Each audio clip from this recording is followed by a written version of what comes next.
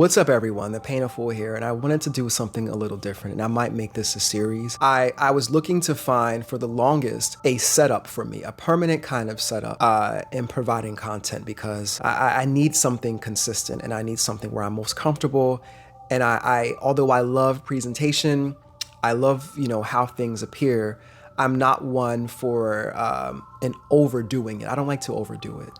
So I figure I'm going to sit on my first floor moving forward and just provide all of my content to you from here. And this will range from just painting tutorials to just things that I've learned, my own musings and my own reflections, and things that I think would be useful to you. So without further ado, let's begin. What's up? So I figured I'd explain just briefly what animal medicine is. To put this very plainly, because usually the first or a few images that come to mind when you think of animal medicine is like this shaman man wearing bones around his neck, and he might even have on the crown of a wolf, and he might have on some burlap or animal skins. But just for all intents and purposes, animal medicine is simply just the studies of the characteristics of the animal that one can apply to their own life for their own character development, plain and simple. This does not remove or gloss over the importance or the spiritual aspects of animal medicine, because it gets into different things. For all intents and purposes, one can adjust their own character through the studies of animals. It's very simple. Here's an example. One can look at a dog. The average dog is very loyal to their owners. Someone who's studying animal medicine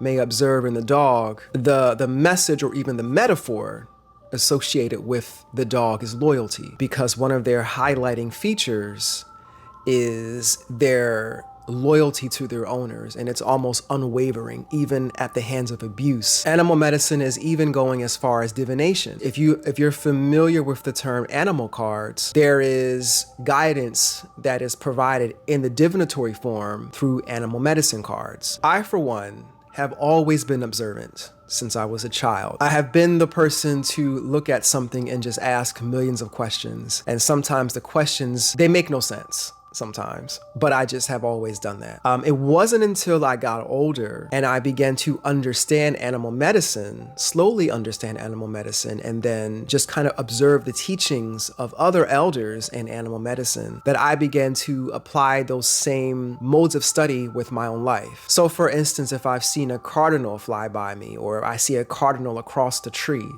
just looking at me, or if I see a crow, then I'm beginning to just observe, okay, well, what is the scientific classification of this bird? What is the diet? How is their lifespan? How is the male different from the female?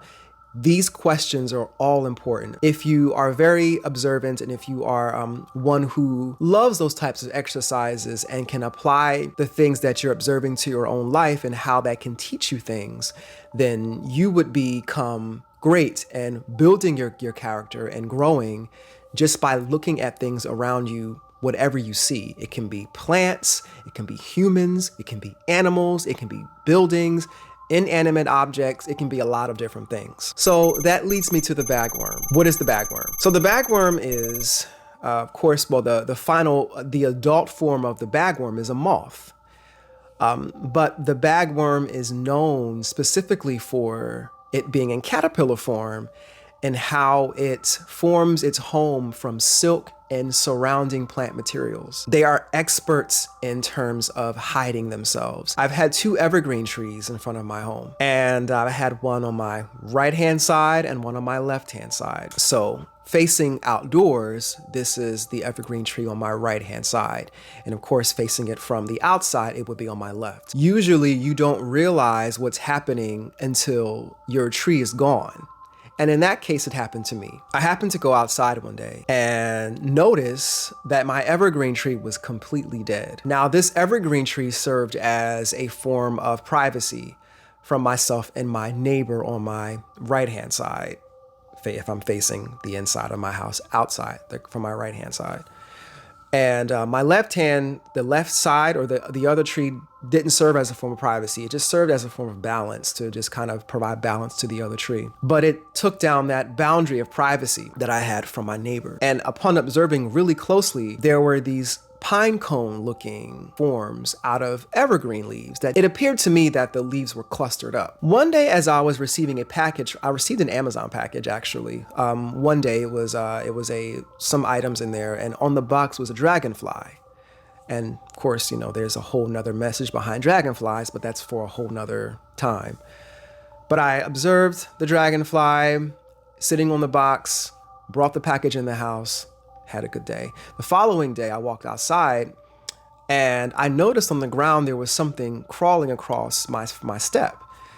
And upon observing closely, then I noticed there that it was a caterpillar wrapped inside of evergreen leaves, dried up evergreen leaves. And it was almost like a hermit crab. You know how hermit crabs have that shell and then you see part of their bodies are coming out to crawl.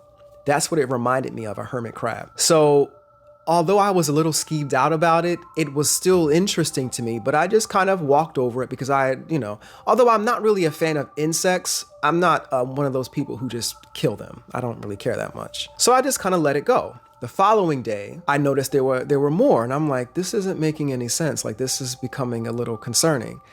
But I just, I started to think, okay, well, what is the message, or what do I need to know? That's what I was asking myself. The third day, upon me observing the first one, it became concerning because I saw more. Then I began to do a little bit of research. I went on Wikipedia, or I went on like this bug site, this forum, and I learned that they were bagworms. And then upon me understanding that they have a thing for trees, I learned that my particular species of bagworm is an evergreen bagworm. When it comes to animal medicine or just understanding the animal, it helps to understand the scientific classification as well. Why? The names of these animals have roots in different languages that have their own definitions and their own meanings. And when combined, they can form sentences even, or they provide just a bit more insight on why they were named the way that they are.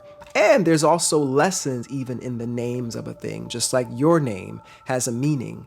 The names of these insects and animals have a meaning. One of the words I recognized was ephemerae, and I noticed that typically means short life or short-lived, and formus is simply form. I've learned that the bagworm, the moth, has a very short lifespan. Like their lives are based upon hiding in the bags. The males actually, they form into moths, they leave their bags, and then mate with the females who never leave their bags. The females are very fascinating to me because they stay in the bags once they shape into adults. And in addition to that, some of them lose their eyesight significantly. They also lose their mouths, they never grow wings, and their legs even can shrink and disappear. Their lives are specifically for the function of reproducing, growing to be able to reproduce. And for the evergreen bagworm, they are interesting in that when the man mates with them, they hold the eggs inside of them and they die, and the eggs hatch from their carcass. They drop out from the opening from the bottom of the bag, and they usually fall onto this silk, usually strung somewhere beneath the bag itself. And then wind or what have you may carry those eggs away, or carry the newly hatched larvae away, and then they start forming their bags immediately and they start to grow. Their lives are centered around being in this bag, which is very interesting. You know how some caterpillars, they don't hide. They are, the average caterpillar that you see, they aren't in hiding. You see them crawling across the sidewalk or something like that, and they go into a tree and they start to spin their silk. They still aren't protected and hidden in shrubbery or hidden in plant materials. They're doing their thing within their own silk. So they're exposed to the public, versus the bagworm, which spends a majority of its time in these neatly crafted twigs and neatly crafted leaves and different things that are spun with their silk. So one of the things that I got from the bagworms is an emphasis on hiding. this emphasis on camouflage.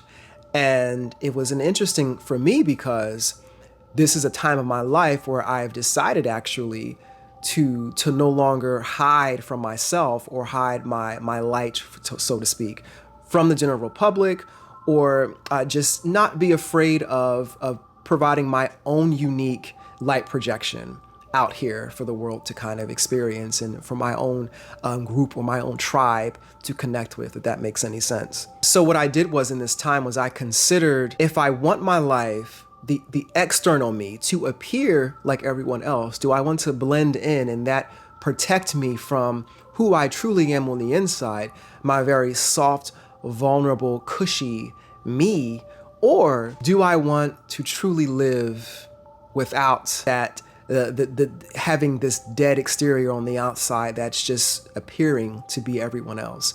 Now, this does not suggest that this doesn't have a protective factor, because camouflage is a survival tactic. Another interesting fact about these bagworms is some of them are parthenogenetic. Parthenogenesis is simply the means of how a female they don't necessarily need a man to fertilize their eggs. So I thought that was an interesting thing upon my Googling. I say all this to propose a question. At what point of your life are you going to make the commitment to no longer wear the protective covering of the identity of someone else? When, at some point, are you going to wear your own?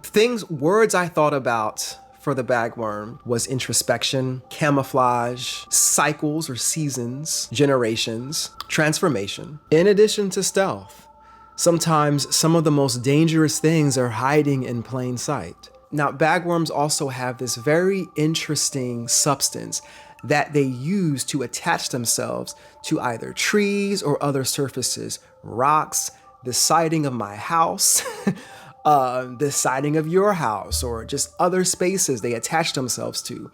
But that substance they attach themselves to is very strong.